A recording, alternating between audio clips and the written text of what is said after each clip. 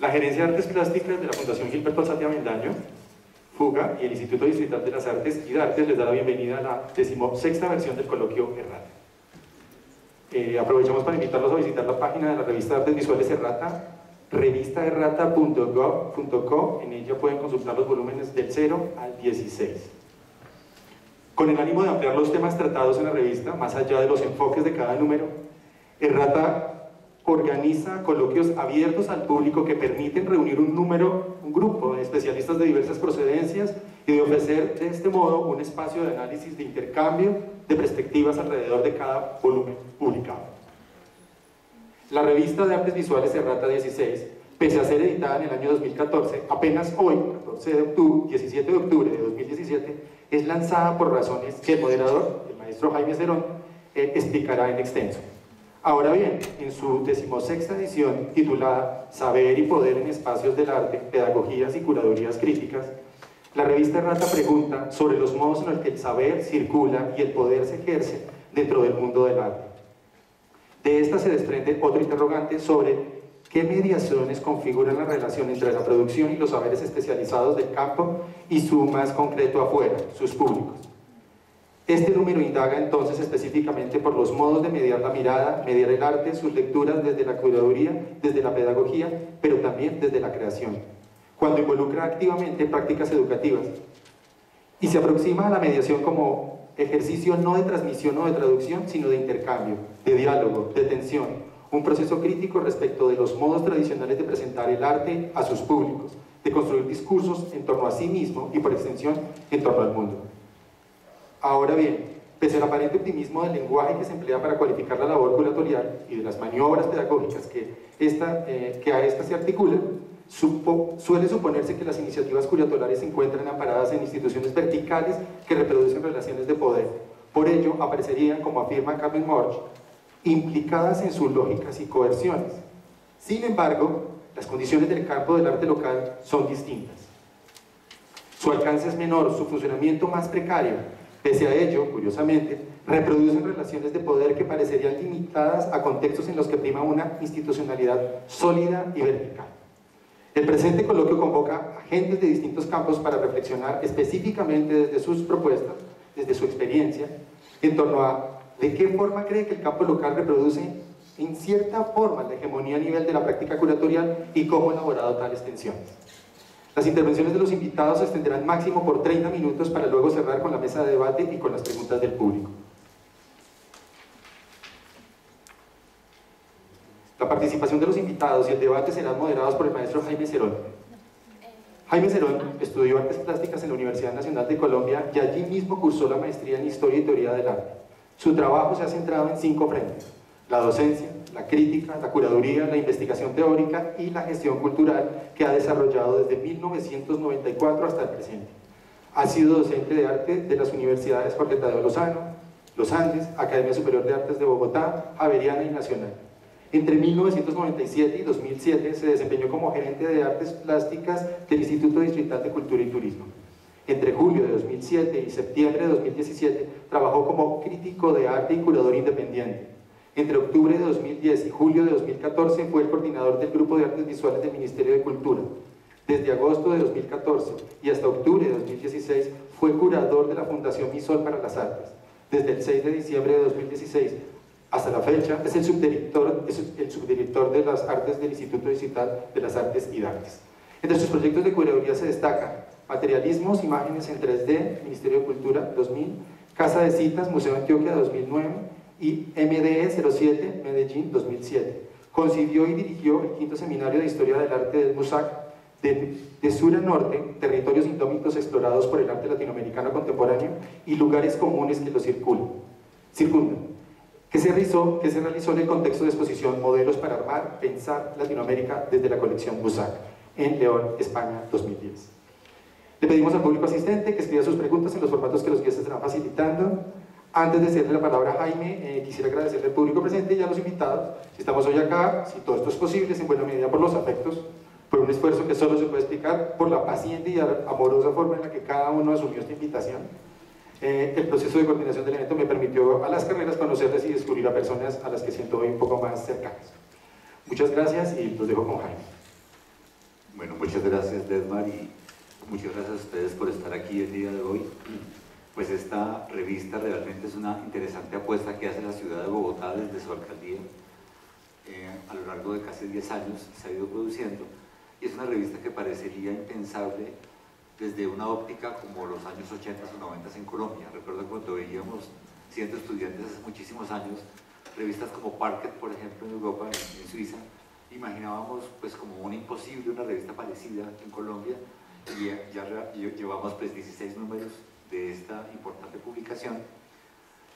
Y como les decía, pues hay una anécdota administrativa que se vuelve muy relevante para el tema de este coloquio y de esta revista, la de saber y poder en espacios del arte, pedagogías, curadurías críticas, porque tiene que ver precisamente con cómo se entiende la gestión pública en el caso del manejo de dinero del Estado, y cómo se lleva a cabo un ejercicio de circulación, como es el caso, por ejemplo, de una publicación.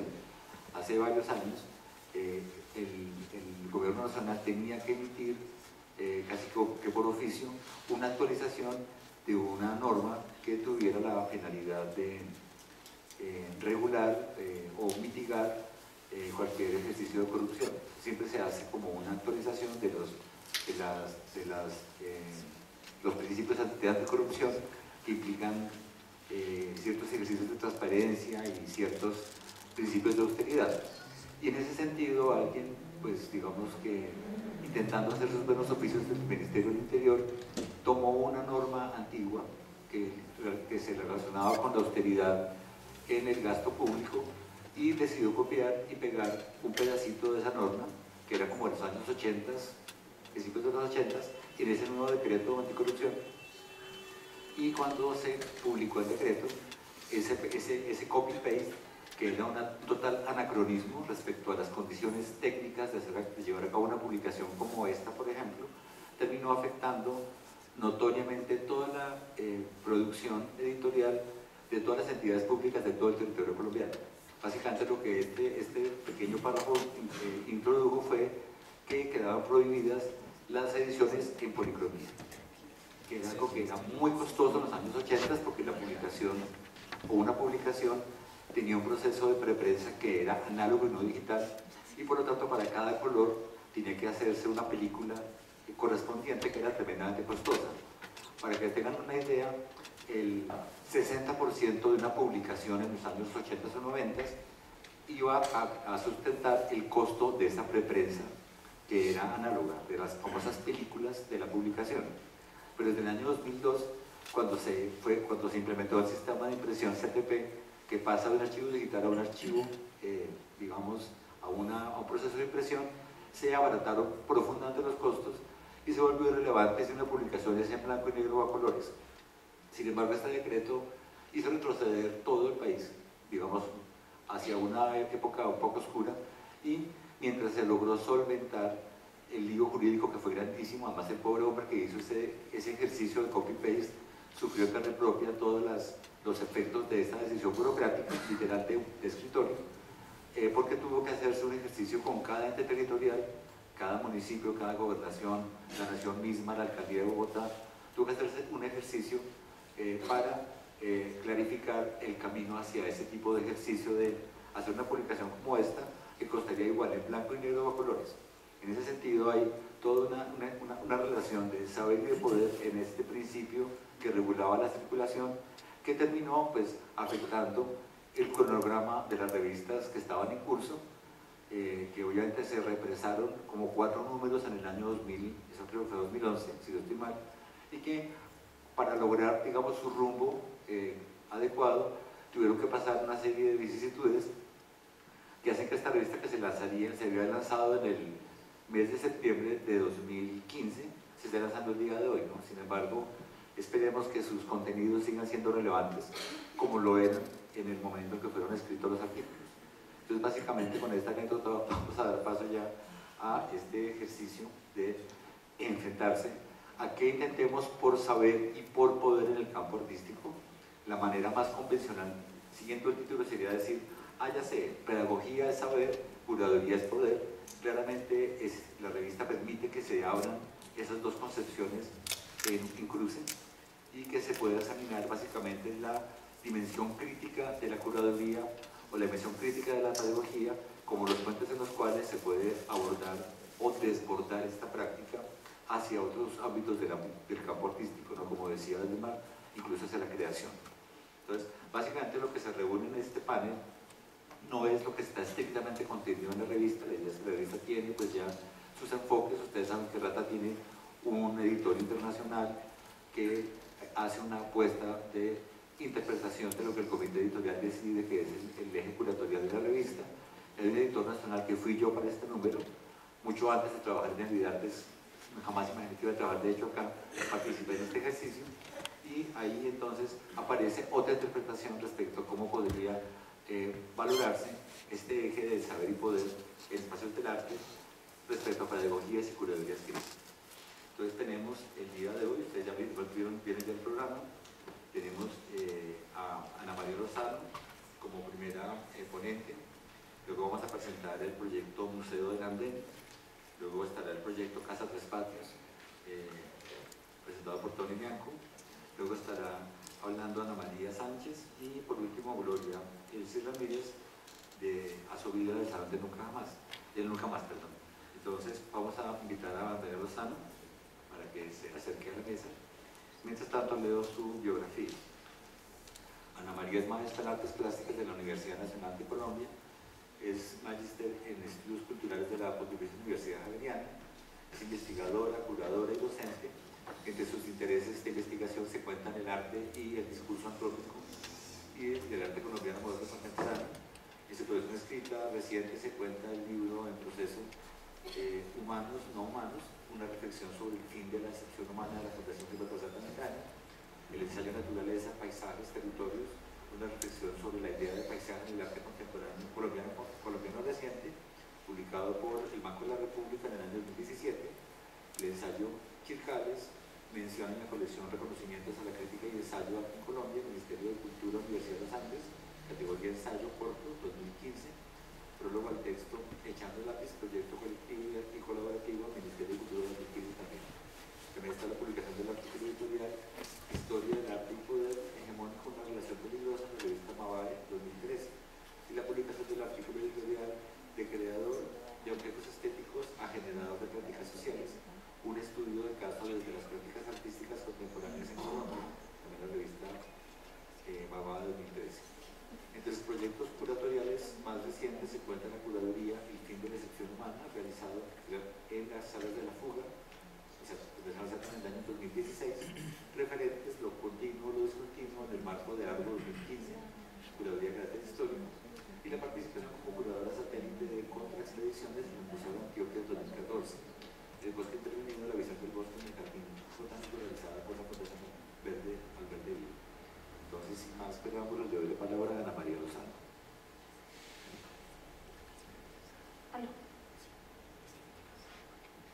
Bueno, gracias Jaime por bastante extensa la lista. Gracias Jaime Cerón, gracias de Juan Garcés a la Fundación Gilberto Santana por la invitación. Y a ustedes por estar hoy acompañándonos a todas las diferentes personas que hemos sido invitadas a conversar con ustedes hoy. Bien, quisiera que ya comenzáramos con la presentación, si son tan amables. Bien, comienzo con esta idea, lo personal es lo político. Una parte sustancial de lo que yo voy a hablar con ustedes pues tiene que ver con mi propia práctica como curadora, pero también como líder o como operadora dentro de varios grupos de trabajo, de investigación y de discusión. Comienzo entonces diciendo, pues estoy hablando desde el yo, desde la primera persona y desde una práctica vital que me parece que es fundamental. Lo segundo que quisiera traer a cuento es una idea que para mí siempre ha sido iluminadora, y es la idea de que la práctica artística y la práctica vital deben estar absolutamente conectadas. Bien. estudios de caso y estudiar el caso. Me parece que es allí donde empieza a aterrizarse un montón de problemáticas que me parece que son interesantes. La revista junta dos ejes, a veces ellos van separados, en otras ocasiones se van implicando de una manera compleja, tensa, a veces conflictiva, pero sin lugar a dudas extraordinariamente relevante para cualquier práctica en Colombia o en el mundo.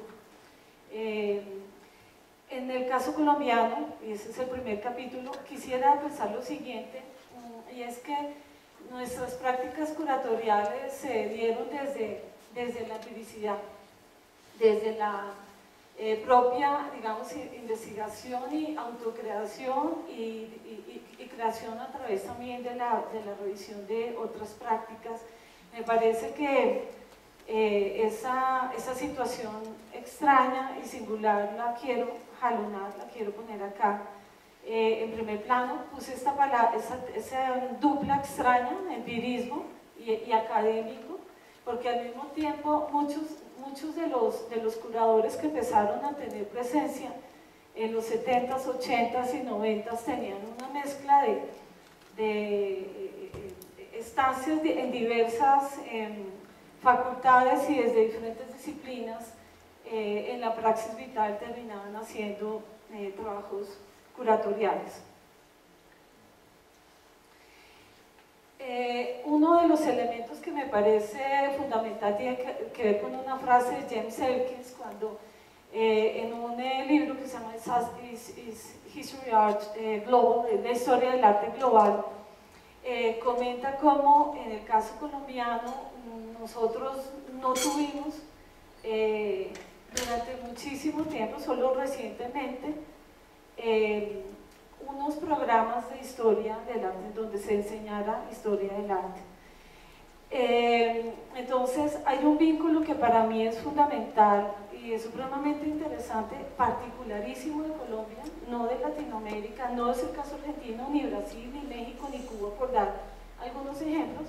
El hecho de que estos programas de pregrado en historia del arte no existieran produjo una singularidad, y es que en las escuelas de guías, y voy a usar ese término que se usaba en los 80s, en los 90s, en los diferentes museos donde había escuelas de guías, en las escuelas de guías muchas personas hicieron una empírica aproximación a historias del arte, a praxis, además que tenía que ver con la comunicación, el diálogo y la puesta en relación con el otro a partir de determinadas exposiciones de historia del arte colombiano, de historia del arte contemporáneo internacional y de historia del arte del pasado.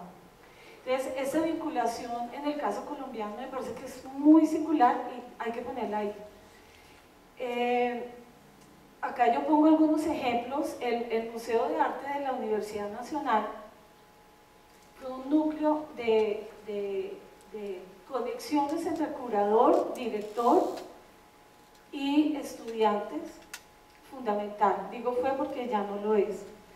El Museo de Arte Moderno de Bogotá fue fundamental, fue importantísimo, con una escuela de guías que de pronto fue una de las primeras escuelas que hubo en este país, y también menciono desde luego el Museo Nacional es fundamental hoy día, o el Banco de la República. El caso de la Universidad Nacional me interesa especialmente en este capítulo. Entre ellos quiero mencionar tres nombres. El nombre de María Elena Bernal. María Elena Bernal yo creo que es un capítulo fundamental en la historia de la relación entre museo, curaduría y mediadores académicos y educativos. María Elena Bernal implementó un trazado horizontal en donde buscó intervención de diferentes disciplinas en el museo, activó talleres y produjo una creciente participación de la ciudad en la universidad, una idea que a Luis Kamitzer le ha interesado. María Elena Ronderos, que hoy día es inescapable mencionarla en términos de la relación arte-educación, hizo parte en un momento dado del equipo de María Elena Bernal, y Marta Convariza la sucede posteriormente. En esa escuela que estoy mencionando, que me parece que es fundamental, por ejemplo, por esa escuela pasan nombres como Miguel Huertas, Humberto Junca, Jaime Cerón, Manuel Romero, Marcela Tristacho, Ana María Bernal, Aníbal Maldonado, María Isabel Rueda, yo misma, por mencionar algunos nombres. Muchas de estas personas, como Miguel Huertas, por dar un ejemplo, fue director de la Escuela de Guías del Museo de la Nacional. Hoy día fue el cogestor con William Vázquez de una maestría que es supremamente interesante, en la cual se relaciona el arte y la educación, y que por cierto fue terriblemente difícil de proponer en la Nacional, en la medida que la universidad entendía que si había educación debía estar en una facultad distinta que en artes, y fue arduo, duró años. Miguel Huertas defendiendo la pertinencia de que estuviese aposentada en la Facultad de Artes una maestría en donde se estableciera la relación profunda, íntima, imbricada entre arte y educación. Otro nombre que quiero mencionar, Marcela Tristacho, ahora este año maneja la escuela de guías o el grupo de mediadores, voy a usar un término porque el otro ha sido profundamente revaluado, en Arbo, y de hecho es directora de la escuela de mediadores acá enfrente en el Museo de Bogotá. Ana María Bernal es secretaria de Cultura en Ibagué. En el caso de María Elena Bernal quiero detenerme en este proyecto. Ella ya murió hace varios años, dejó, yo creo que una marca profunda en muchos de nosotros. En mí fue determinante el paso por el Museo de la Nacional. Ella empieza a realizar un trabajo con Cristóbal Schlenker, que llamó Senderos, en el cual trataba de abrirse del museo y salirse a la intervención, a la comunicación, a la articulación con el otro en escenarios foráneos al museo mismo. Y en este caso se va a Armero Guayabal, en Tolima, y va a ser durante varios años un taller, ahí yo lo escribo en la diapositiva que ustedes están viendo, en el cual va a realizar una cantidad de peripecias. Estoy hablando de 1998, o sea que es bastante temprano, y voy a citar la voz de María Elena. Ella dice: estos talleres de memoria y de reparación es un lugar de relaciones e interacciones que nos convoca, nos aglutina, nos involucra. Ahí había estudiantes de la Universidad Nacional y la propia comunidad, los propios habitantes de Armero Guayabal, haciendo experiencias dialógicas, experiencias que me parece fundamental mencionar, están atravesadas por el diálogo y por la conversación. Y esto quiero como citar algunas de las... ¿Me puedes pasar a la siguiente diapo? Sí. Estas son algunas de las prácticas que tuvo, de las características que tuvo esa práctica de María Elena. Digo de María Elena, pero digo mal, que María Elena echó a andar, y que un grupo de estudiantes y después de otros estudiantes, eso se iba expandiendo, y no solamente artistas, estudiantes de arte. Bien, entonces enumero, por ejemplo, había prácticas de colaboración entre estudiantes, docentes y la comunidad.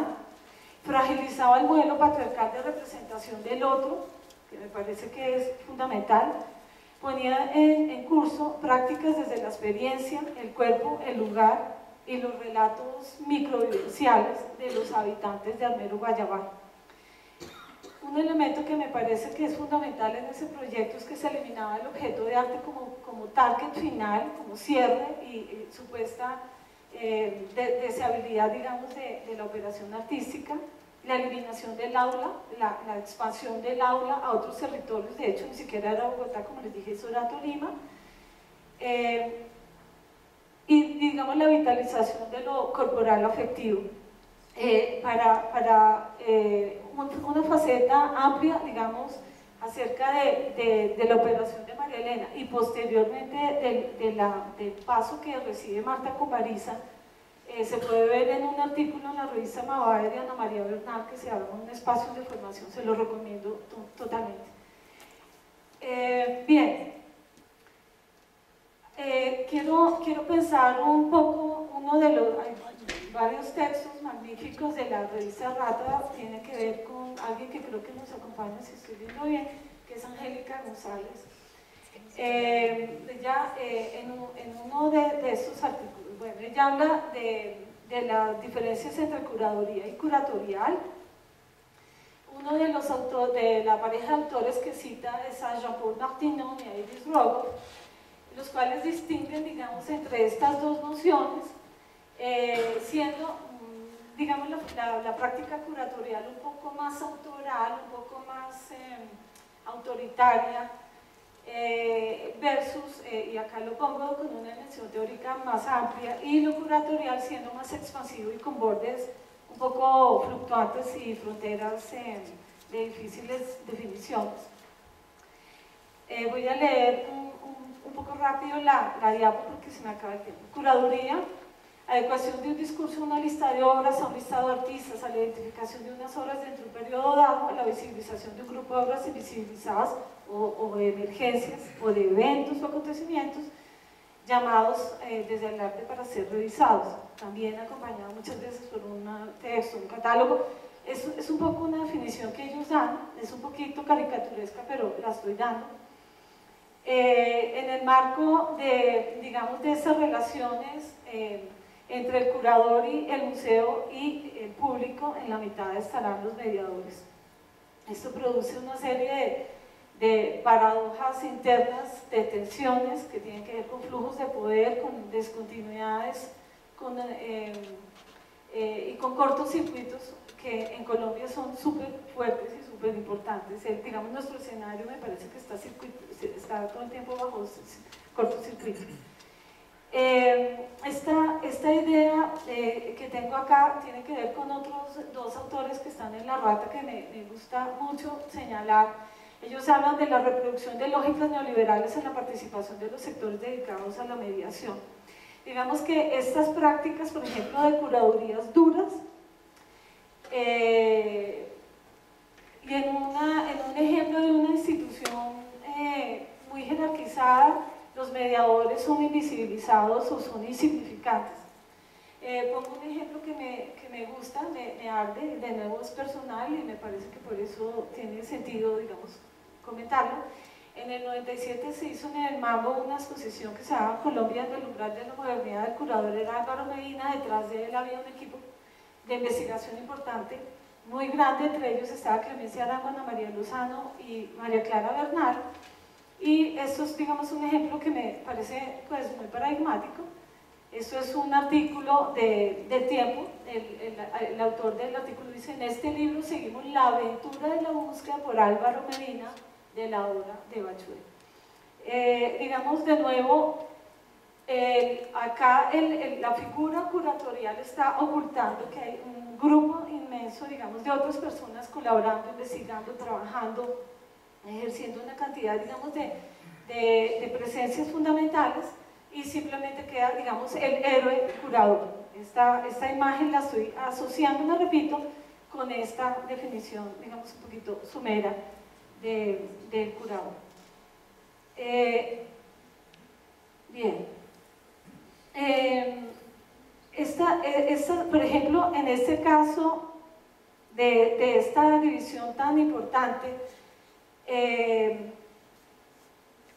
decía, se producen estas fronteras fundamentales. Bien, la imagen de lo curatorial tendría que ver con unas fronteras entonces que se derraman, que se expanden, que se explotan, que se salen del escenario del museo, que incluyen, digamos, una comunidad muy ampliada de personas que hacen parte de la pregunta viva, porque uno diría un proyecto en ese sentido es una cosa orgánica, es expansivo.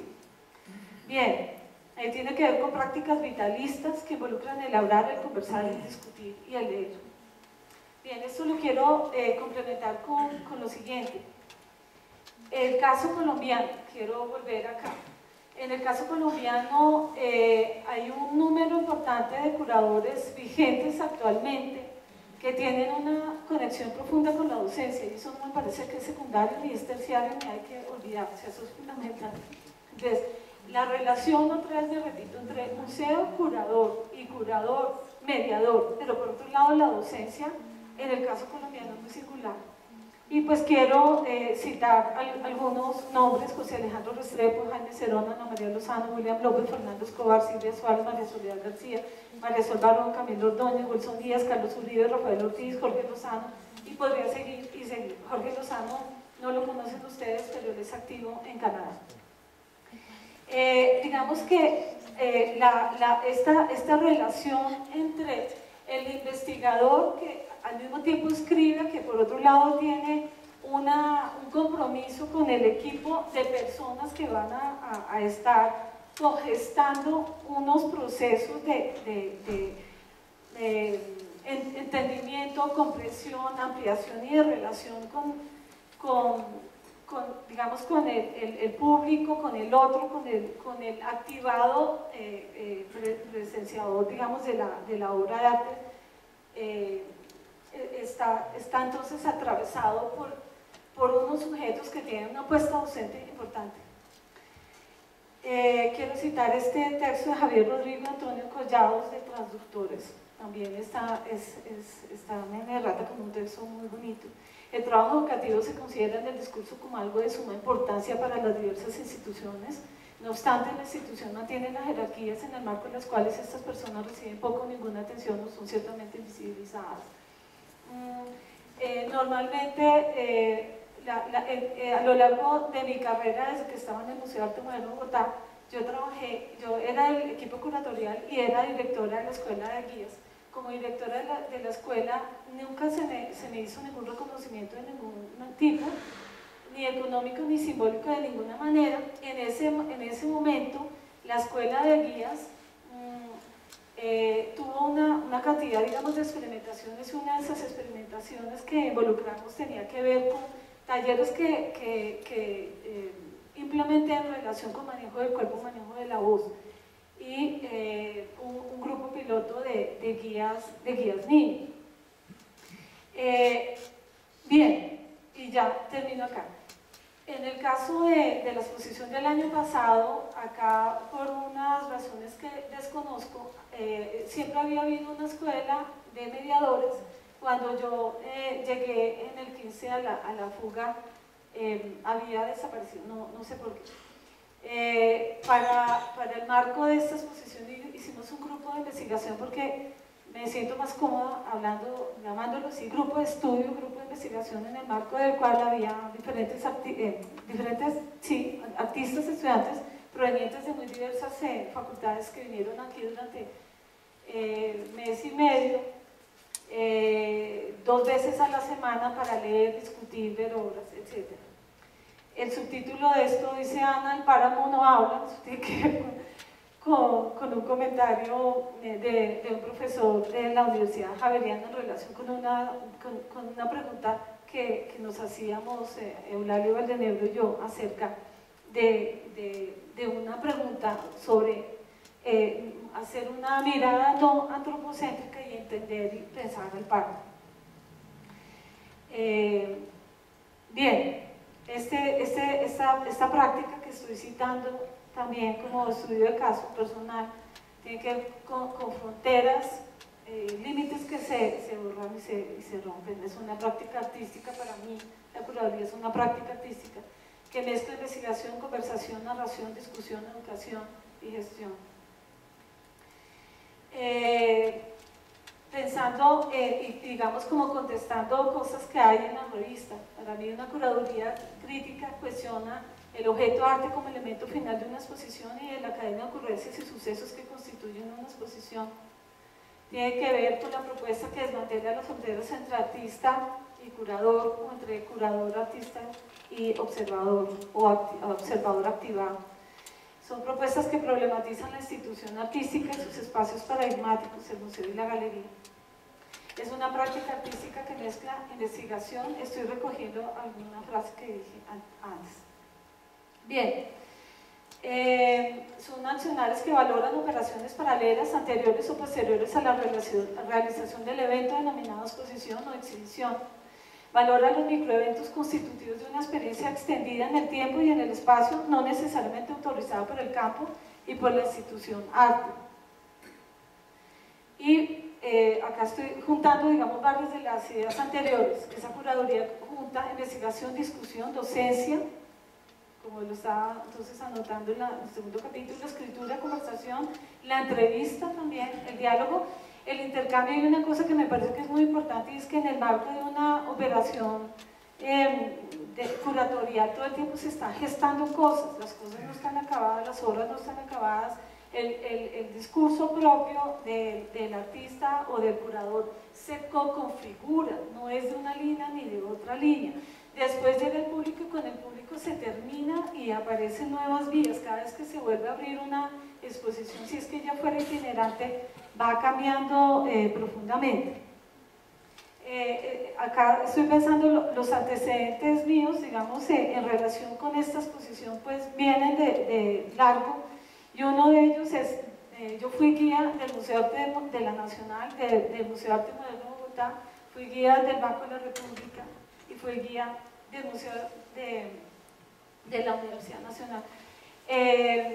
Y para mí esto fue importante como en mi formación como curadora, en mi formación como docente y en la práctica mía vital, en donde la necesidad de también darme al público desde algo que es fundamental, ser pensado, ser dicho y ser socializado, es de vida o muerte, así lo siento yo. En ese marco he venido trabajando esta idea, pero estoy haciendo la somera del caminar como práctica anticapitalista de destiempos y de deshacimiento de productos, y tiene que ver con un giro antihumanista y no antrópico. Ha tenido que ver con charlas, exposiciones, conferencias. Una de estos modelos tuvo que ver con algo que menciono bien, que no menciono, sí, ahí está mencionado Chapart, devuélvete un segundito, que fue durante 3 años un grupo de estudio en mi casa al que fueron invitados diferentes autores, filósofos, artistas, curadores a pensar, a discutir. Esta es la apertura del fin de la acepción humana. Digamos, acá las personas estaban en esta mesa franca, la llamé yo. En esta mesa franca habían plantas, legumbres, leguminosas, frutas y, por ejemplo, tubérculos andinos, en general todos nativos, y la gente comía, conversaba, y era muy bello como se contaban entre sí los nombres. Muchas personas le decían a las otras, o sea, esto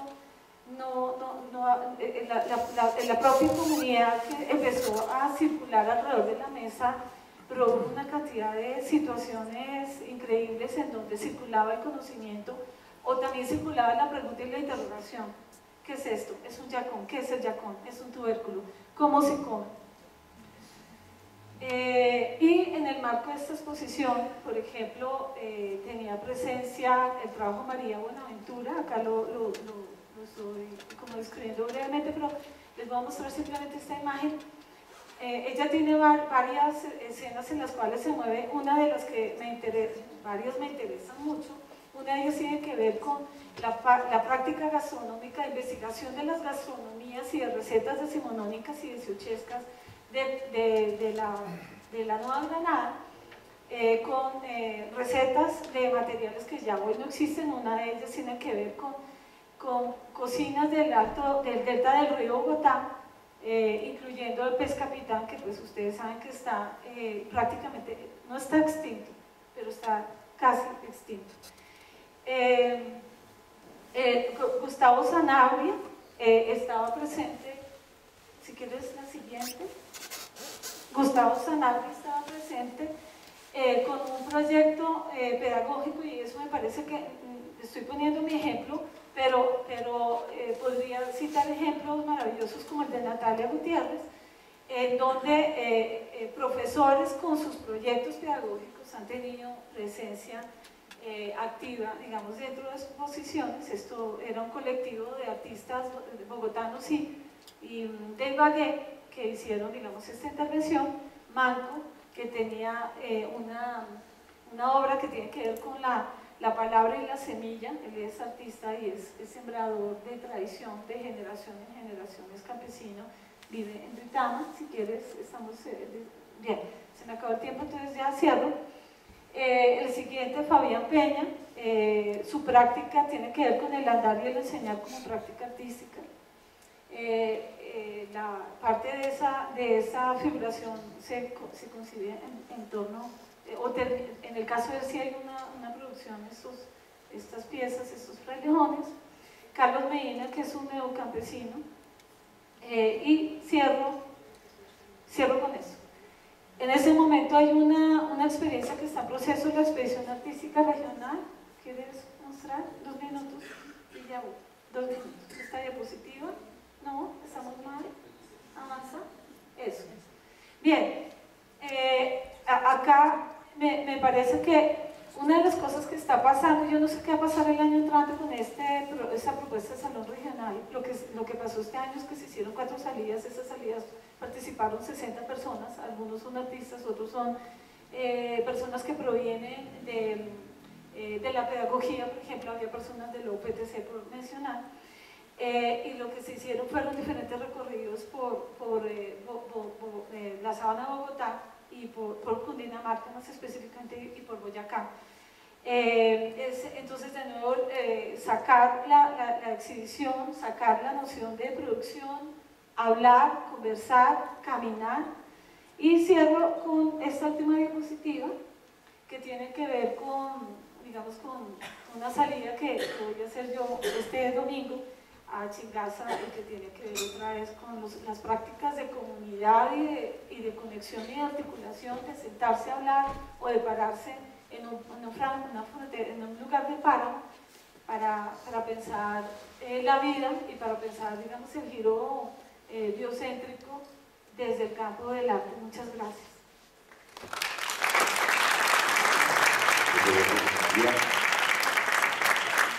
Claro, Ana María ha estado introduciendo su experiencia como curadora en la perspectiva que plantea la revista. Creo que es muy interesante el énfasis que hace ella en el slash entre curadurías, pedagogías críticas, y creo que por eso hizo tanta insistencia en ese cruce continuo que hay entre gente que trabaja en pedagogía, en mediación y en curaduría, que creo que, como decía ella, es una marca singular del campo artístico colombiano. Damos entonces el paso al Museo del Andén. Mientras van subiendo, les voy haciendo un semblante de este equipo. El proyecto de creación desarrollado por los profesores Nicolás Leiva y Ricardo Toledo, los estudiantes Sara Casa, Diego y Juan Pablo Figueroa, son pues provenientes de un semillero de creación e investigación llamado Especies de Espacios, del mismo grupo de investigación llamado Pedagogía, Tecnología y Sociedad de las Artes Visuales del Departamento de Arte de la Universidad Javeriana. En coherencia con las nociones articuladoras del proyecto, presencia y hospitalidad, el acercamiento a la problemática de la informalidad se ha desarrollado desde la investigación de acción participativa, manteniendo conversaciones desde el nivel de cotidiano hasta reuniones informativas y de toma de decisiones con los vendedores informales Guillermo León Ramírez y su esposa María Gabriela Salazar, con Fernando Rodríguez, Jacqueline y Gloria Sastroque, Jenny Oscar Gómez Orfino, Fernández Francisco y Darío Daza, considerados miembros del Museo del Andén. El proyecto busca contribuir mediante la expresión artística a la puesta en presencia de sus afanes, luchas y aportes a la construcción de comunidades en la calle que habitan. Entonces, bienvenidos. Muchas gracias, buenas noches. Repito la introducción de Ana María. Gracias a todos, a la institución. Claro. Entonces, no, estos son los minutos que se le fueron ahí. Entonces, les acaban de hacer, o bueno, les están haciendo circular este pequeño volante. Esta es una de las acciones más recientes del Museo del Andén. Esa acción, entonces, y es por donde quiero empezar, les propone varias cosas. En la parte superior, el logo del museo, como ilustración que acompaña una chaza, pero no es cualquier chaza, es una chaza que en términos agambianos pues es una propanación, es un cochecito de bebé pero adaptado para las ventas informales. Eso tiene toda una historia que aquí no la tocaré, pero espero que quede la inquietud. Y inmediatamente debajo de eso dos cuestiones. La primera, la página web del museo, a la cual esperamos entren y consulten un poco más ampliamente la filosofía y el marco bajo el cual se está trabajando, con registros y demás. Y después, un pequeño párrafo introductorio a lo que puede ser el abrebocas de esta propuesta investigativa. El Museo del Andén es una plataforma que estudia las relaciones de intercambio cotidianas, asume las historias, experiencias y saberes de los vendedores informales de la zona javeriana como patrimonio de la ciudad, potenciándolo a través de las prácticas artísticas. Busca traer a presencia, por medio del arte, la existencia de algunos de los actores implicados para suscitar actitudes de hospitalidad. Ese párrafo ya creo que nos puede poner sobre la mesa algunas de las cosas sobre las que vamos a empezar a gravitar repartidamente entre Ricardo Toledo Castellanos, Sonia Barbosa y yo, profesores de la Universidad Javeriana, que en compañía de dos estudiantes, Juan Pablo Figueroa y Sara Casadiego, junto con algunos vendedores que quisieron sumarse a esta iniciativa, aunque no es que se sumen, sino casi que la iniciativa parte, a través y con ellos. No se les asume como miembros del museo, son miembros del museo, los que leyó Jaime Cerón. Este párrafo entonces toca algunas de las inquietudes que vamos a trabajar. De pronto, ¿cuáles son las reflexiones del museo respecto a la ideología del espacio público? ¿Cómo funciona la pedagogía y el arte dentro de este contexto? ¿Cuál sería nuestro marco filosófico? ¿Qué se entendería en este caso como patrimonio urbano? Entonces, como toque un poquito al grano, arranco poniendo como provocación un tanto la reflexión del espacio público como ideología.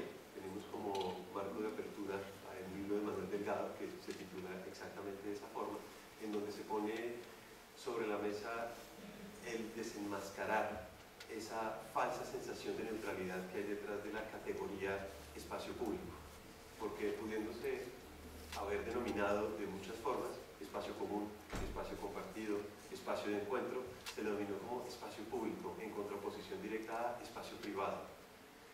Que haya esa diferenciación no solamente nos pone sobre la mesa la evidente ideología que hay detrás, que es burguesa, capitalista, sino que empieza a estar atravesada por algunos factores como la idea de que en lo público viene a tener lugar un juego de moralidad kantiana, del deber ser. Ese deber ser que se pone en práctica en el espacio público, por tanto, implica algo. El supuesto de que en ese espacio público todos somos iguales y libres, y que en ese orden de ideas también debemos, de forma igual y libre, moderarnos. Y no solo moderarnos entre nosotros, los que estamos en ese espacio público, sino ante la norma. ¿Quién pone la norma? Como ese espacio público, el Estado. Y ese Estado, por tanto, debe no solamente arbitrar, sino lanzar las directrices de la misma moralidad, que, insisto, oculta bajo la idea de una falsa sensación de neutralidad. Vamos a encontrar, por tanto, que, entrando un poco a picar la lengua, ¿qué pasa cuando un vendedor informal está vendiendo en el andén? Pues se le dice que está invadiendo el espacio público y, por tanto, transgrediendo el derecho al espacio público. Pero ¿qué pasa cuando un vehículo particular se parquea mal en una vía o incluso se parquea sobre el andén? La forma de etiquetarlo, de rotularlo, de señalarlo es otra. No está invadiendo nada, está mal parqueado, pero no está invadiendo nada. Y se le pone una multa. Pero esa multa no implica que el policía le pinche el carro, cosa que sí puede pasar con los vendedores que son agredidos y no solo por los policías, se les vuelca la mercancía, se les decomisa. Es decir, el trato entre esas dos cuestiones, filológicamente hablando, ya empieza a señalar dónde está el problema. Bueno, habiendo dejado esto un poco sobre la mesa y también provocando a la discusión que sigue, empieza a verse la relación entre el espacio público y la curaduría, que también señala Jaime Iregui con su tesis de maestría El museo fuera del lugar, pero que tomamos ciertas cosas y se puede decir que nos apartamos también de ahí, y es esa capacidad de seleccionar qué está en el espacio público y qué no.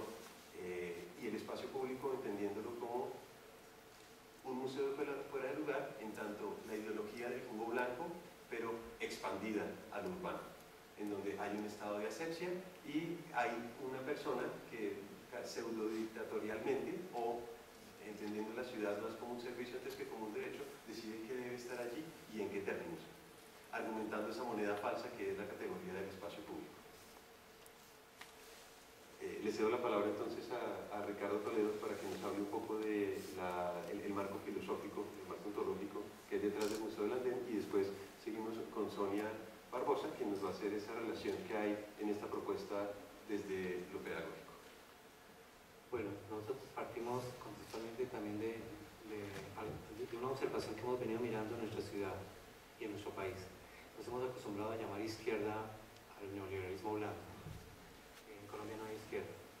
En ese sentido hemos visto comparar una sucesión de alcaldías que se han llamado izquierda y derecha, y lo que hemos venido mirando realmente es una neoliberalización de neoliberalismo blando a neoliberalismo duro, que con respecto al espacio público ha planteado también un ejemplo de vigilización de ciertas personas que están en la ciudad en un proyecto de ciudad neoliberal que es la ciudad como servicio, reclamando que la ciudad sea más bien un derecho. Si la ciudad es un servicio, la tiene el que paga. Si es un derecho, la tiene el que la necesita. Yo siento que la política con los colados de Transmilenio nos ha mostrado claramente cómo estamos armando una moral de que el uso lo tiene el que paga, no el que lo necesita. Y eso se ha ido trasladando también a un proyecto piloto que se fue haciendo al frente de la Avenida y la 72, que se la llamó Zonas Recuperadas, con la última alcaldía, porque venía habiendo problemas también desde gestiones anteriores. En el semillero de creación e investigación de espacios empezamos, que es un grupo que se reúne, un grupo de estudio de estudiantes egresados, no importa la universidad, en la Universidad Javeriana, para pensar en la relación entre el arte y el espacio, el arte y la lucha de la gente por tener espacio para vivir. Se empezó a plantear la problemática de los vendedores y esa paulatina ausencia que se empezó a plantear como una buena noticia para la ciudad, y todos empezamos a recordar quiénes eran nuestros amigos, quiénes eran las personas que estaban expulsadas con el argumento de que vendían droga, de que eran ladrones, una serie de personas que empezamos a plantear que deberían conocerlas. Nosotros lo primero que hicimos fue invitarlas a la universidad a que nos contaran quiénes eran y qué hacían frente a las directivas. Acudieron las directivas de la facultad, no acudieron directivos de la universidad. Desde ahí empezamos a plantear la idea de un proyecto que pudiéramos desarrollar con la misma universidad, que finalmente lo desarrollamos con el aval de la Vicerrectoría de Investigación como proyecto de creación, a partir de unas nociones que ya veníamos desarrollando en el semillero. La primera es la presencia, precisamente debemos pensar la presencia porque lo que está en juego es la presencia o la ausencia de ellos. Estando en la filosofía de la noción de presencia encontramos especialmente esa enunciación lúcida de Manuel Levinas, aquello que me rige con el rostro del otro, que eso no es una imagen como otra, con el rostro del otro aparece su ser completo, el infinito que es la otra existencia. Yo creo un acontecimiento, y es que todo su ser entra en nuestro ser y a partir de ahí somos responsables de su vida o su muerte. Eso no pasa cada rato en los pensamientos, cuando nos sentimos responsables de lo que pueda pasar a alguien. Nosotros vemos mucha gente en la calle, sabemos que la gente tiene problemas, pero en algunas personas nos sentimos responsables de su vida y su muerte. Y el otro concepto articulador que ha sido clave en nuestro semillero ha sido la hospitalidad. Lo hemos planteado en nuestro semillero como hospitalidad académica. Derivado del concepto de Levinas de presencia, Jacques Derrida plantea unas lecciones en varios textos desarrollando el concepto de hospitalidad, donde propone, primero, que las leyes, no existe una sola ley que sea capaz de interpretar la complejidad de la vida humana y la complejidad de sus posibilidades. Eso nos hace suponer que todas las leyes son perfectibles, porque siempre la vida humana las va a exceder, y como son perfectibles, son pervertibles. Es decir, cuando notamos que en algún momento la vida humana queda constreñida en las leyes, en su vida, debemos pervertir la ley. Nuestra noción de lo justo prima por encima de nuestra noción de lo legal, y en ese momento es nuestro deber ir contra una ley. En ese sentido, lo que hemos planteado con el semillero ha sido señalar una serie de incongruencias, vacíos y contradicciones en las enunciaciones que definen el espacio público y el derecho de estar de estos vendedores. Bueno, cuando entramos a trabajar con los vendedores, primero los escuchamos y al escuchar pues como cuáles eran sus necesidades, ahí empezamos a plantear cómo podemos ayudar sin que sea un asistencialismo. Es decir, cómo podemos acompañarlos en su lucha teniendo en cuenta que están trabajando dignamente, que se están inventando la forma de sobrevivir en este afán del capitalismo. Y empieza el Museo del Andén a activarse desde, bueno, primero este es un proyecto de creación-acción participativa. Esto quiere decir que por alguna forma ellos tienen unos saberes, nosotros tenemos unos saberes, es una pedagogía horizontal, como lo plantea Freire. Bueno, la pedagogía vertical es el profesor sabe unas cosas y enseña a sus estudiantes unas cosas, pero desconoce los saberes de los estudiantes. En la pedagogía horizontal, ellos tienen unos saberes, yo tengo unos saberes y nos acompañamos en el crecimiento y crecemos todos. En la pedagogía del oprimido él nos señala como yo voy a ser libre cuando pueda ver a los otros libres. En el momento en que todos seamos libres voy a tener mi libertad tranquilamente. Un poco eso es como un pilar de lo que estamos trabajando ahí. ¿Cómo lo hemos desarrollado? Desde 3 puntos. Y todos tienen que ver con la didáctica. El primero son los pines, que nosotros tenemos una identidad con los pines, empezamos a ponernos los pines y no se pone a cualquier persona, el pin se le pone al que es simpatizante del museo o al que es miembro honorario del museo. Ya les voy a contar cómo se hace miembro honorario del museo. Siempre que uno tiene puesto el pin, hay alguien que le pregunta ¿y qué es eso? ¿De qué se trata? Entonces uno le echa el cuento y se vuelve simpatizante o no. En ese se vuelve simpatizante ya empieza uno a ver que hay otras personas también interesadas en lo mismo. Dicen, oiga, yo ya he hecho tales cosas, tenemos una compañera que dice, yo estoy haciendo unos grabados a partir de los vendedores. Un estudiante de comunicación dijo, yo hice un corto cuando hubo la problemática con los policías. Entonces en ese momento empieza uno a saber que hay otras personas que tienen los mismos intereses gracias a esta primera parte que fue la identidad, el símbolo que cargamos con nosotros y lo explicamos. Y lo otro son los juegos que hemos inventado, las didácticas que hemos creado para acercarnos y acercar a la gente a los vendedores y a que conozcan a los vendedores y conozcan sus historias. La primera que hicimos fue Viceversa, que es el video que ustedes están viendo. Viceversa fue un juego planeado dentro de una exposición que fue también parte del semillero, que se llamó Arbitrar y Resistir. Ahí el Museo del Andén tenía un panel en donde estaba una chaza que tenía los precios, algo parecido a esto, tenía los precios de las cosas que tienen los vendedores en la séptima.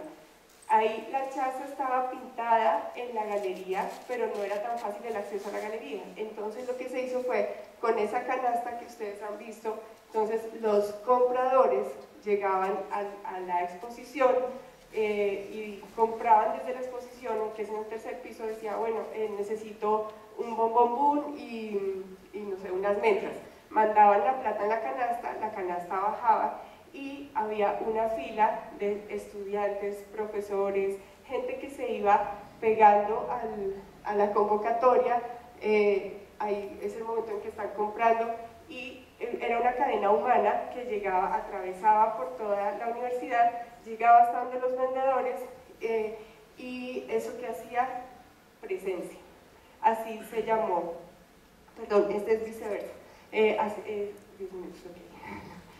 Bien, ¿esto qué hizo? Que la gente fuera preguntando qué están haciendo y les decíamos, no, es que estamos haciendo una cadena humana porque estamos haciendo presencia con los vendedores, entonces vamos a acompañarlos, estamos ayudándolos con su lucha, y entonces yo también quiero participar, y se fue creciendo la cadena hasta que llegaba hasta la séptima, desde el edificio de artes hasta la séptima. Ese fue como el primero. El segundo es el que ustedes tienen en la mano, que es este mapa, que es una cartografía, en donde los vendedores que quisieron hacer parte de nuestro museo desde el inicio, están aquí. Es una cartografía donde ellos están ubicados entre la 39 y la 45, y es un juego en donde invitamos a los jugadores a que completen como un álbum de monas.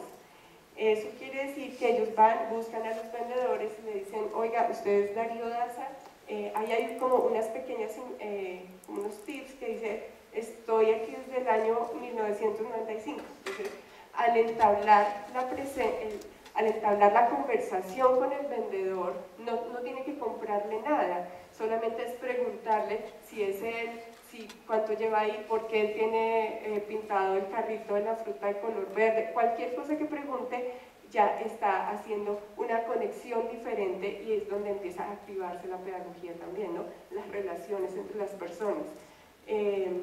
Ahí él saca su sello, pone el sello encima de la carita de él, y cuando el participante completa sus sellos, va a la facultad, se le pone el sello del Museo del Andén y se vuelve miembro honorario del museo. Ahí en ese punto... se gana un chocorramo. Y se gana un chocorramo. Pero los premios son también simbólicos, ¿no? Entonces una libretica para hacer dibujos, el museo del miembro honorario, una calcomanía para que pegue en cualquier lugar, y pues además de entablar la relación y la confianza que ya empieza a tener con un vendedor, que definitivamente estamos comprobando que son seres humanos con unas luchas iguales a las de nosotros. Gracias. Bueno, así un poco a modo de cierre, y si alguien quiere decir algo, me interrumpe. Entonces, la categoría de museo, en el contexto en el que la estamos empleando, es un poco confusa todavía. Digamos que está en experimentación. Si nos atendemos a toda la teoría tradicional de la museología, pues definitivamente no estamos en la museología tradicional. Estaríamos más del lado de la museología social, de la nueva museología, que de nuevo no tiene nada. Entendemos que no hay una colección, hay un territorio, no hay un visitante, hay una comunidad, no hay un edificio, en fin, nos ceñimos a ciertos parámetros que ya las luchas que ha dado la museología nos han entregado hasta este punto, al permitirnos que también desde la teoría patrimonial entendamos que cualquier cosa puede ser patrimonio. Pero el ejercicio del museo en este caso es un poco complejo, porque la función que normalmente se le atribuye al museo es la de resignificar todo aquello que entra dentro de la institución, pero resignificándolo a través de una mirada que tiende a ser disciplinar. En este caso creo que no estamos muy alejados todavía de eso. Estamos resignificando algo. Lo único es que no entendemos que ese algo es un objeto, y no necesariamente tampoco que es patrimonio, sino que son vidas, son personas. Esas personas son el museo, y la forma en que las estamos resignificando a través del arte nos permite entonces, como bien lo dijo Ricardo en su sección, asumir una presencia desde también el concepto de hospitalidad. Me explico por si me estoy enredando un poco. El asunto va a lo siguiente. Museológicamente hablando, el museo no podría estar inserto dentro de una categoría específica, así lo quisiésemos, porque de pronto en el fondo no está operando como un museo en el sentido estricto de la palabra. Es más una máscara en donde en la categoría museo se está asumiendo como esa aura que le permite a algo o a alguien enunciar con cierta solidez. Cuando decimos que estamos haciendo un museo, que hay una investigación detrás, sin duda hay una potencia que nos está arrastrando, y esa potencia que nos arrastra es entonces lo que termina siendo validar el objeto de estudio, en este caso las ventas informales. Es decir, nos estamos valiendo del museo como máscara para poder entonces entender que hay algo que es patrimonializable, y que eso que es patrimonializable va en contravía de lo que normalmente se patrimonializa. culturales. Eso es Bárbara Kriems-Kinder, quien sugiere que normalmente lo que está objeto de el uso del patrimonio es aquello que por alguna razón brilló culturalmente por su excepcionalidad. Pensemos entonces en Botero. Botero entonces no nos lo venden como aquel que pinta igual que todos los colombianos y por tanto nos representa o nos simboliza, sino aquel que precisamente no pinta como nadie y que como excepción cultural entonces debe ser patrimonializado. Lo que sugiere Bárbara Kriems-Kinder es que al hacer esas patrimonializaciones estamos evitando la cultura del cotidiano y nos estamos yendo precisamente por lo que la cultura no es. Entonces debemos girar nuestros ojos hacia qué es la cultura y entonces en ese orden de ideas ahora sí empezar a patrimonializar. Me explico. Si uno quisiese patrimonializar una comida, pues qué comida lo haría en Colombia. Entonces ya las sugerencias son varias. El ajiaco, la bandeja paisa, pero cada cuánto nos hemos tomado un ajiaco a la semana. ¿Quiénes han probado el ajiaco? Y me he topado que hay muchas personas que no lo hacen. Entonces se pregunta uno, bueno, de pronto lo patrimonializable no sería mejor el ají, que se consume a diario, que todos saben a qué sabe o saben a qué huele o incluso saben prepararlo. Eso sería más identitario antes que otras cosas. En ese orden de ideas, este museo propondría desde su mascarada empezar a patrimonializar ese algo que es nuestro cotidiano, que es usar el andén de otra forma, en un contexto en el que un país desindustrializado, con altos índices de pobreza y de desempleo, busca una manera alternativa de subsistencia.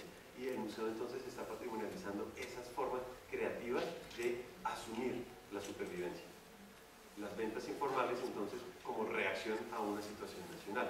Y también, como lo puso Ricardo, y aterrizándolo un poco más, la norma que es perfectible. Hay una norma que nos sugiere que esas cosas no se deben hacer, pero es una norma que entonces va en contravía de unos derechos constitucionales que están mucho más arriba, que es el derecho al trabajo, entre otras cosas. Por tanto, el andén no es necesariamente eso algo que está regido por normas, sino es una cosa que está en litigio, es un espacio que todavía está en disputa. Y como espacio en disputa, el Museo del Andén ofrece no una solución, pero sí de pronto un acompañamiento y una capacidad de visibilizar a esas personas que de pronto no han tenido la atención suficiente o que han sido estigmatizadas para ocupar ese espacio. ¿Alguien tiene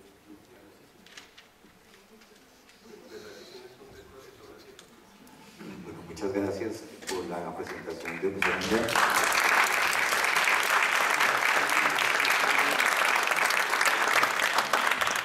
Este nuevo, digamos, aporte al coloquio del día de hoy, pues claramente muestra una atención mucho más amplia que la que estaría latente en el campo artístico, en donde de hecho también se dice que el arte en el contexto contemporáneo es básicamente una zona de disputa.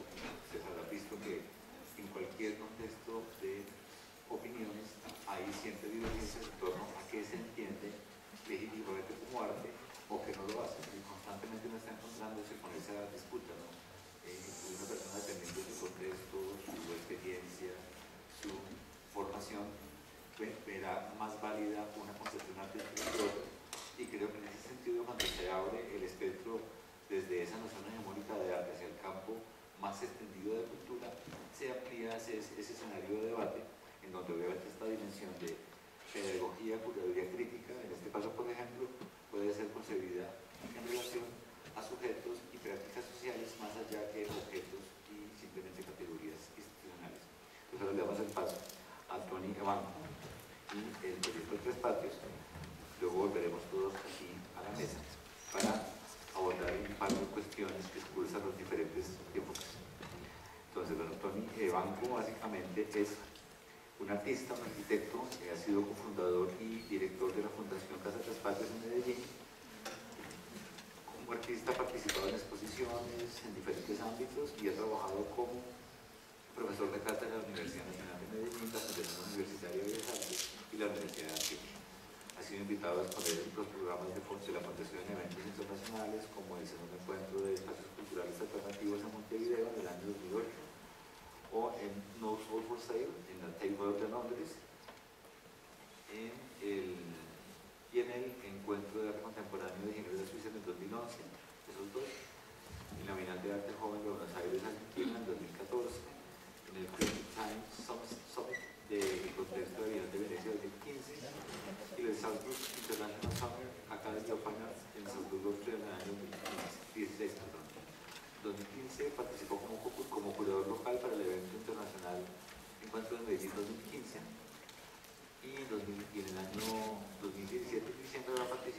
Bienal Cosmopolis organizada por el Museo Centro Pompidou de París, Francia.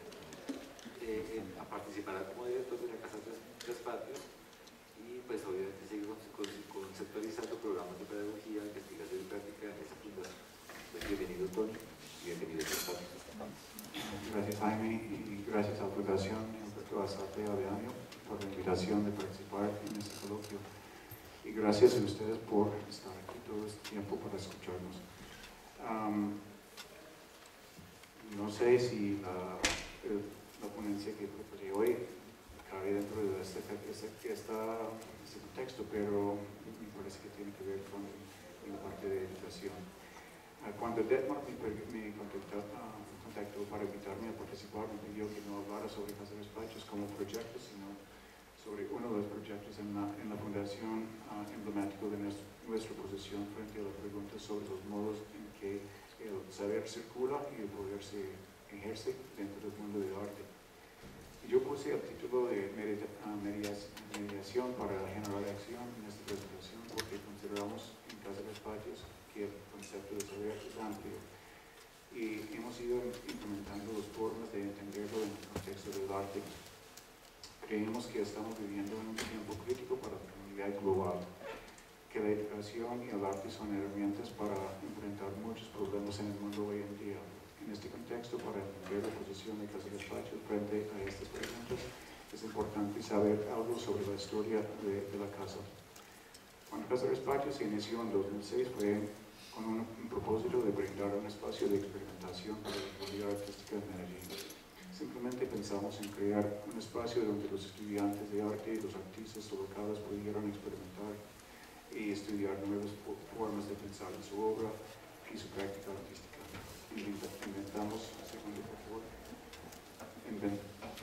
Invitamos artistas a ocupar distintos espacios en la casa para desarrollar la instalación la tercera, detrás una por favor.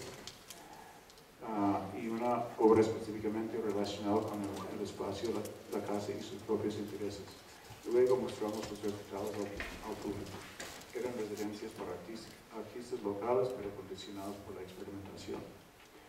En el 2007, cuando iniciamos con el proyecto de residencias para artistas, seleccionamos artistas con prácticas diferentes de las que se puede encontrar en Medellín. Pero esta novedad no era suficiente para estimular a los públicos a asistir a nuestros eventos con los residentes. Y después de 3 o 4 años nos dimos cuenta que era importante y necesario organizar momentos específicos en los cuales los artistas en residencias podrían compartir sus conocimientos con el público en una forma directa y personalizada. No, regresa por favor. ¿Más? Quédate aquí, por favor. Esa claridad generó el primer cambio en nuestra forma de pensar en Casa de Despachos. Empezamos a entender y pensar en Casa de Despachos como un espacio educativo basado en las prácticas artísticas. Identificamos 3 ejes de interés: la práctica artística, la pedagogía y la investigación. A raíz de los talleres y las clases y sobre todo el énfasis en la experimentación, en 2012, la Secretaría de Cultura de Medellín nos ofreció la posibilidad de realizar un proyecto piloto para su proyecto Red de Artes Visuales. La RAV, como la llamamos nosotros, es un proyecto de la ciudad de Medellín que inició en el 2004. Entre este año y el 2012, la Universidad de Antioquia, la Fundación Universitaria de Bellas Artes y el Instituto Tecnológico de Medellín operaron el proyecto. La RAV es un proyecto que pretende llegar a niños, niñas y jóvenes entre las edades de 7 y 18 años. En los últimos 6 años el proyecto ha llegado a entre 450 y 1.200 participantes anualmente. Y realizamos los laboratorios en entre 18 y 36 equipamientos en casi todas las comunas y corregimientos de la ciudad. La RAV es una de las 4 redes de Medellín. Las otras 3 son la red de escénicas, la red de artes escénicas, la red de danza y la red de música. En las demás de las redes trabajan con sistemas para lanzar los participantes según su apropiación de las técnicas en cada disciplina, o sea, la música, la danza y el teatro. Hubo unas diferencias metodológicas, pero en cada una de estas 3 autoridades el objetivo era aprender y mejorar las técnicas. La RAB no era muy diferente, pero no tenía claridad metodológica necesario para avanzar el nivel de competencia en los participantes. Así que en los primeros 8 años produjeron muy pocos participantes que continuaron a estudiar artes visuales. Al mismo tiempo, otra situación estaba pasando en Medellín. Sí, por favor. En el año 2012 hubo una onda de violencia y una cantidad de asesinatos y amenazas de los líderes jóvenes comunitarios y raperos sociales, que resultó en desplazamientos urbanos y un gran sentido de inseguridad en los barrios marginalizados. A raíz de la historia de la RAB y la situación social, la Secretaría de Cultura Ciudadana y la Coordinadora de las Redes analizaron la red de artes visuales y la situación actual y tomaron la decisión de cambiar el objetivo de la red. La nueva idea era dedicar todo el enfoque en la generación de reflexiones sobre la ciudadanía. El arte iba a ser el vehículo para lograrlo. Para hacer el experimento, invitaron a Casa de Espacios a realizar un proyecto piloto con ese objetivo. La intención ya no era formar artistas, sino el empoderamiento y el fortalecimiento de los sentidos de colaboración, solidaridad y ciudadanía en los niños, niñas y jóvenes. Así que Casa de Espacios, como un espacio contemporáneo de arte, decidió buscar una forma de mediar entre las técnicas y prácticas artísticas contemporáneas y la formación ciudadana y el desarrollo social. Con esa decisión, Casa de Espacios empezó a cambiar su posición frente a nuestro rol en la sociedad y se aclaró nuestra posición en cuanto al arte, la pedagogía, la práctica artística de la siguiente manera. Creemos que todo el arte es pedagógico, todo el arte es político, ¿sigue? Todo el arte es pedagógico, ¿sigue? Y prácticas artísticas, pedagógicas y sociales son inseparables. En ese momento embarcamos en un viaje de mejorar nuestros conocimientos sobre la pedagogía y el arte y a pensar en ellos como actividades activistas. Ya no era suficiente abordar temas limitados al arte y decidimos incluir la labor de buscar la forma de generar cambios sociales en nuestros programas. Iniciamos con la RAB en el 2012 con la sencilla propuesta de cambiar la metodología para generar reflexiones en los participantes sobre su casa, su familia, su barrio y la ciudad. Identificamos los puntos en común con la filosofía de Casa de Espacios, la pregunta y la experimentación como estrategias principales para motivar las reflexiones críticas en los participantes y los que facilitan los laboratorios. Aprendimos que esa labor no es fácil. No fue fácil para los creativos, lo que llamamos los que dictan los laboratorios, y a organizar y manejar grupos de 20 niños mientras introdujeron temas de abordar, y esa experiencia nos indicó que era necesario desarrollar una metodología o un método para el proyecto del año siguiente. Así que en 2013 iniciamos procesos que nos iban a llevar a un método educativo que se llama Laboratorios Comunes de Creación y el programa de formación de facilitadores que llamamos Laboratorios de Desaprendizaje. Y los Laboratorios Comunes de Creación es el proyecto en el cual quiero enfocarme hoy. En el 2014, por medio del tema Lo Desconocido, cambiamos nuestra forma de trabajar. En ese momento rechazamos la idea del artista o creativo que trae proyectos que los participantes pueden realizar y empezamos a estudiar y entender cómo escuchar y empoderar a los participantes para que ellos asuman más protagonismo en los procesos y los proyectos que quisieran desarrollar. Fue en ese año que vimos cambios reales en el comportamiento de los participantes. Los representantes de los equipamientos donde dictamos los laboratorios nos contaron de los cambios positivos que observaban en los participantes y resolvimos seguir el desarrollo del método. En 2015, entusiasmados con los resultados del año anterior, seguimos con la sistematización, la formalización del método. Este mismo año tuvimos la oportunidad de probar el método con un grupo de niños en el colegio Eduardo Uribe Botero en Río Negro, pero esta vez con un tema más específico que la ciudadanía. Río Negro es un municipio más reconocido para el pueblo bonito, por ser un pueblo bonito y por ser el lugar donde está ubicado el aeropuerto José María Córdoba.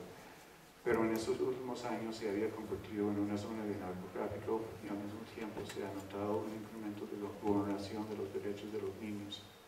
Eso fue el tema que abordamos en los laboratorios.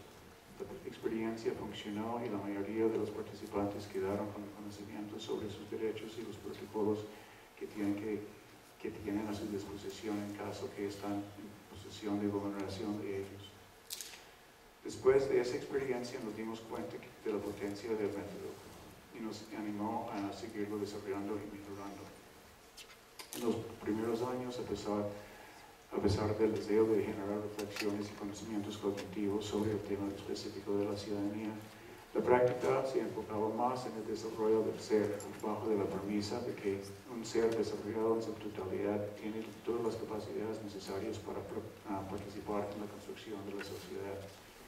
Según esa lógica, enfocamos en el desarrollo de la autoestima, la autoconfianza, la curiosidad y el trabajo en equipo. En el 2016 seguimos con la sistematización, documentación y evaluación de los procesos y produjimos